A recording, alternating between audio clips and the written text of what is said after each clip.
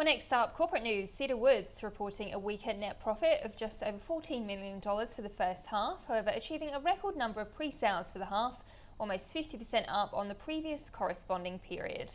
The company expects a moderate growth in full-year earnings provided market conditions remain stable and pandemic impacts remain minimal. Joining us now to walk through those results is Managing Director of Cedar Woods, Nathan Blackburne. Nathan, great to have you on. How pleased are you with that result? Thanks for having me on.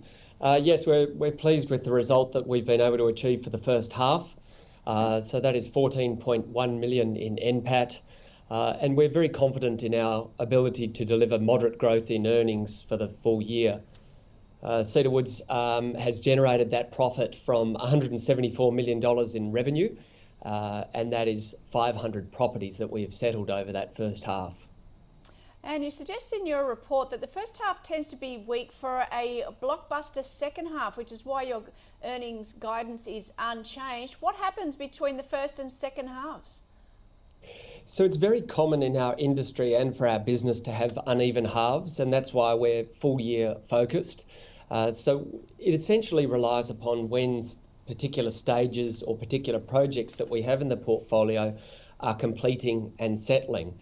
So this financial year, it turns out that we have more stages completing in the second half, and hence the second half will deliver a stronger profit result. How concerned are you about current market conditions? We are heading into a tightening cycle. We have labour shortages, supply chain issues. How much is that likely to affect the business over the next 6 months? The conditions that we have across the jurisdictions that we're in are in fact very positive.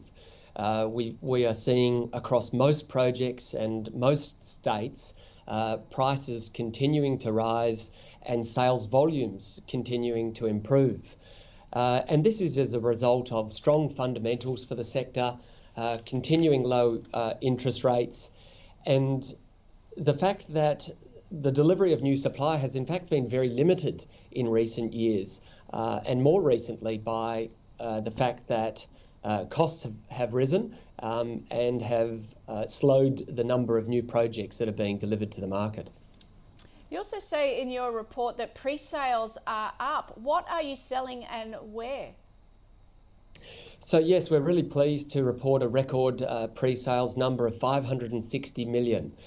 So when you look at the full year revenue that we've done in recent years of around 300 million, that is pre-sales that underpin future earnings quite considerably. And this is not just earnings for the current year, but earnings for subsequent financial years. The pre-sales are across product types of apartments, land subdivisions, townhouses, and our commercial projects. And it's also across jurisdictions.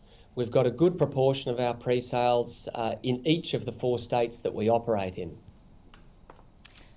Just a final question from me. Property's been very strong over the last couple of years. We all know the reasons why, but that's not been reflected in the share price. Have those investor concerns been addressed? Look, I think this is more about macro factors and concerns around interest rates. But in fact, conditions remain buoyant, and our projection is that conditions will continue to be positive for at least the medium term.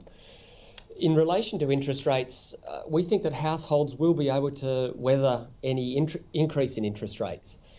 Generally speaking, households have strong buffers to any increases, and we think that they will be able to, that your average household will be able to cope with an increase in borrowing costs. And this is supported by the fact that we have wages increasing around the country as well.